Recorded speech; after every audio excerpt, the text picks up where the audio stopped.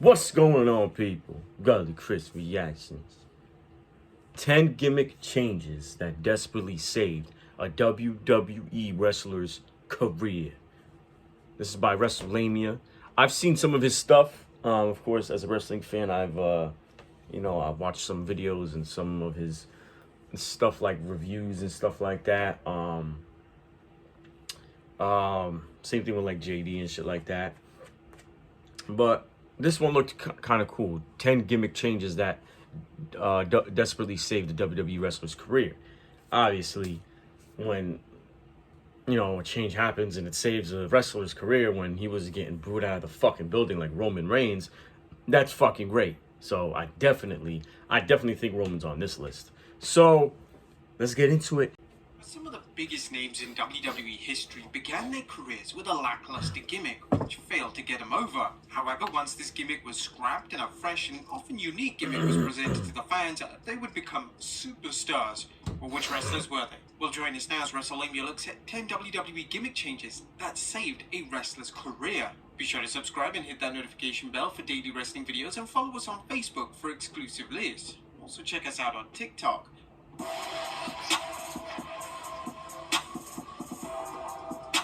Number 10, Husky Harris to Bray Wyatt.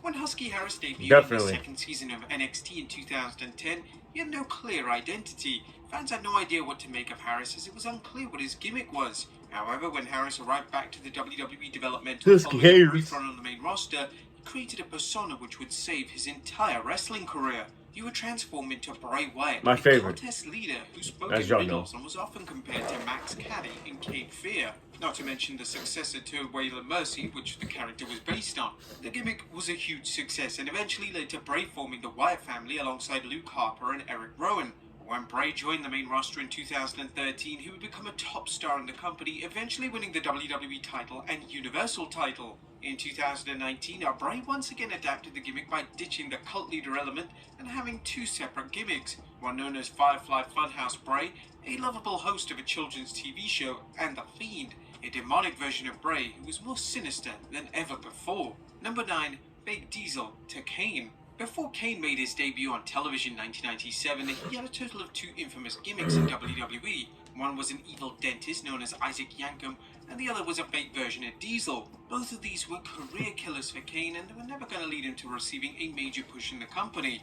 Thankfully, in 1997, WWE decided they wanted to debut the brother of The Undertaker on WWE programming, and there was no better choice than Glenn Jacobs himself. Jacobs was the perfect choice, as he was able to modify the gimmick over the next 20 years and survive through multiple errors to create one of the most beloved and well-remembered characters in WWE history.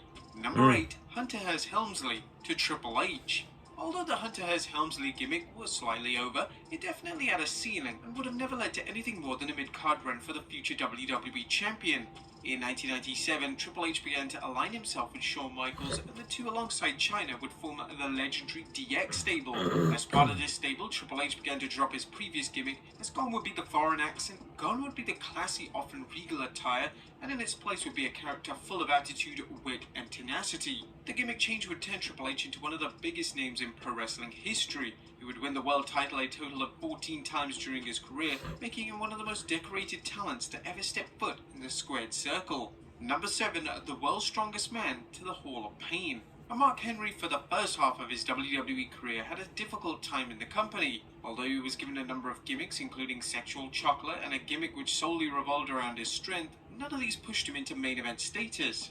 Then in 2011, due to SmackDown being weak on the number of heels on the roster, WWE decided to turn Henry heel and give him a brand new character. This Henry would be bitter and angry, and he would open up his very own Hall of Pain. This saw Henry lay out everyone from The Big Show to Kane. Henry truly found his calling with this gimmick, as his in-ring work and promo had never been better, and eventually led to Henry capturing the world title in September 2011 when he defeated Randy Orton. Number 6, Bradshaw to JBL. WWE had experimented with Bradshaw as a solo guy before 2004, but it never really worked, as fans always preferred seeing him team up with Farouk as part of the APA. Nevertheless, in 2004, WWE made he looked so different. Like, I don't. It's crazy. SmackDown. They broke up the APA and gave Bradshaw a brand new gimmick. He would become John Bradshaw Layfield. He was an arrogant Texan millionaire who was a stock trading expert. The I don't know if he gimmick dyed his hair wonders for black, JBL, as fans took him but he. seriously due to the character being so convincing, especially during his feud with Eddie Guerrero. In the summer of 2004, they decided to pull the trigger and actually gave JBL the WWE title, and his reign would last for 280 days. Number 5, 3MB, to the Scottish Psychopath. Drew McIntyre was once a name that WWE fans expected to be a huge star. When they decided to put him in the 3MB stable alongside Jinder Mahal and Heath Slater, his career Fucking was ads, virtually man. dead. The act was a complete novelty act and was never taken seriously by fans, which likely explains why Drew was released back in 2014. Drew then went on to tear on the independent scene as well as Impact Wrestling, making him one of the most sought-after talents in the world. And he got fucking this naturally big. piqued WWE's interest, and they decided to bring him back in 2017. Thankfully, the 3MB gimmick would be dropped upon Drew's return, and he would debut a new persona known as the Scottish Psychopath. The character was credible and legitimate. Drew became a serious player in the main event scene and eventually won the title by defeating Brock Lesnar at WrestleMania 36. Number 4, Deacon Batista, to the Animal. Deacon Batista made his first appearance on television in 2002. He would act as Reverend Devon's henchman and was presented as a generic character that clearly wasn't going to be on television for the long term. In late 2002, Deacon Batista was handpicked to be in the Evolution stable alongside Randy Orton, Ric Flair, and Triple H. This would save Batista's career as he would become one of the most popular stars of the Ruthless Aggression era. The Deacon element of his name would be dropped and Batista would turn into the Animal. Batista would then go on to win the world title on 6 separate occasions throughout his legendary career. Number 3, the Ringmaster, to Stone Cold Steve Austin. In 1995, WWE fans were introduced to the Ringmaster. He was managed by Ted DiBiase and would carry the $1 Million Championship. Now, the issue with this gimmick was that it failed to express any of Austin's true charisma and personality, and he needed a change. Eventually, the name and gimmick of Stone Cold Steve Austin was born, and Austin would shave his head as well as grow a goatee. Austin would then go on to win the King of the Ring in 1996, which saw him deliver the infamous Austin 316 promo. Following the promo, Austin became the biggest name on the roster, and it wasn't before long that the entire WWE and the wrestling world revolved around Stone Cold Steve Austin. Number 2, Rocky Maivia, to The Rock. Now, The Rock's initial character, known as Rocky Maivia, debuted in 1996, and it was universally hated by fans. It was hated so much that fans actually chanted "Die Rocky Die" at the young star. The fans wanted more than the bland babyface on the WWE roster, and if The Rock remained as Rocky Maivia, it's unlikely he would have become the major player he is today. 1 year after his debut, The Rock would turn heel, siding with the Nation of Domination. He would then ditch the Rocky Maivia persona and name, and he would begin to deliver some of the most entertaining segments of all time thanks to his natural charisma and ability to play off the crowd. And number 1, generic babyface, to the Doctor of Thugonomics. It was rumored in 2002 that John Cena's main roster run was going so poorly that WWE were going to release the future champion. Cena had no direction and he had no investable character. His gimmick consisted of him being a generic babyface, and this wasn't going to lead to any success for Cena. But this is when Cena began to introduce raps into his character, and the crowd as well as Vince McMahon absolutely loving it. Cena went from being on Velocity to working major programs on television with Kurt Angle and Brock Lesnar. Cena would turn into the Doctor of Thugonomics, and he would begin to perform a rap in relation to whoever his opponent was.